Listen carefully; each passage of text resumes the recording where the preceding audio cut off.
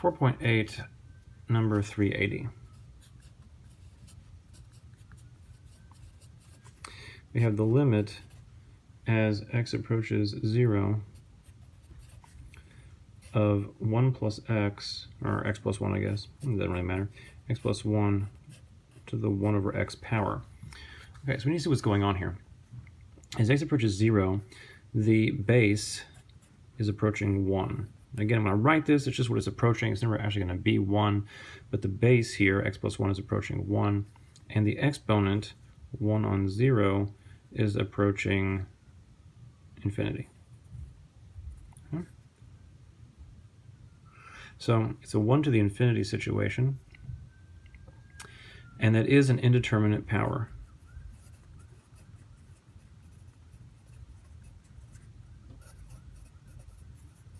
So we should be able to arrange this to where L'Hopital's rule can be applied.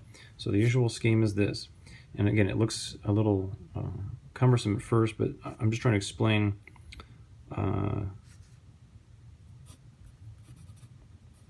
why the imposition of this natural log I'm about to use is not really posing any problem for the situation. Okay? Otherwise, it looks like I'm just using the natural log randomly and changing the nature of the function inside this limit, but I'm really not, and you'll see what I mean in a second. So this limit here should be equivalent to the limit of the exponential function raised to the logarithm of this function. That's because whatever the natural log would do to this function, the exponential function is going to come and undo all that because these are inverse functions. So therefore, this function here, the complicated e to the ln of this, is the same as this itself. It doesn't change it at all. But it gives us an advantage. We can now use the properties of logarithms to bring the 1 on x down to the front of the logarithm. So, e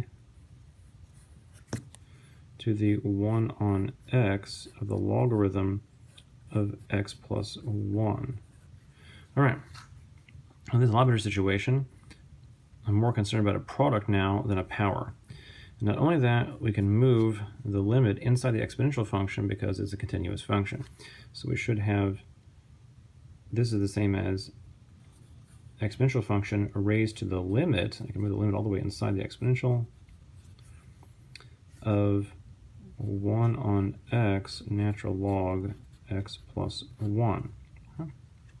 Now I'm going to take this limit out of context. I don't want to keep rewriting this exponential here. It's just confusing looking. So I'm going to take this out of here, and I just want to address this limit.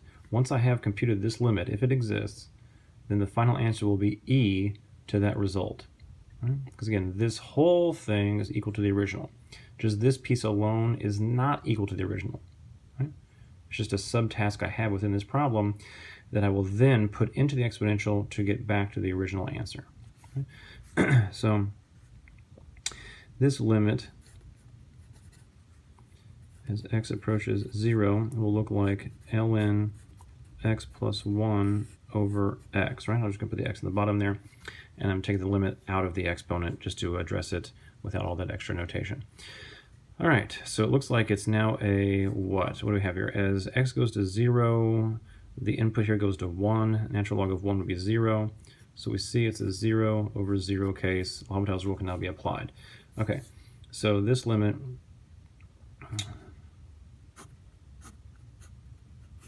according to L'Hopital's rule should be the derivative of the top and the derivative of the bottom taken separately and reapply the same limit. So lim as x approaches 0 of the derivative of x plus ln of x plus 1 is 1 over x plus 1 according to the rules for derivatives logarithms, and the bottom is just 1. So written a little more succinctly, just 1 over x plus 1. So as x goes to 0, the bottom heads towards 1. 1 over 1 is 1. There's our limit. Now, again, that was just this limit inside the exponent. So our overall limit we were concerned with in the very beginning is really e raised to that result, right? That's what we just found. So our final answer is really e to the first. Right? It implies that the original limit as x approaches 0 of x plus 1, 1 over x, is e to this value. So that's just e itself. That's our answer.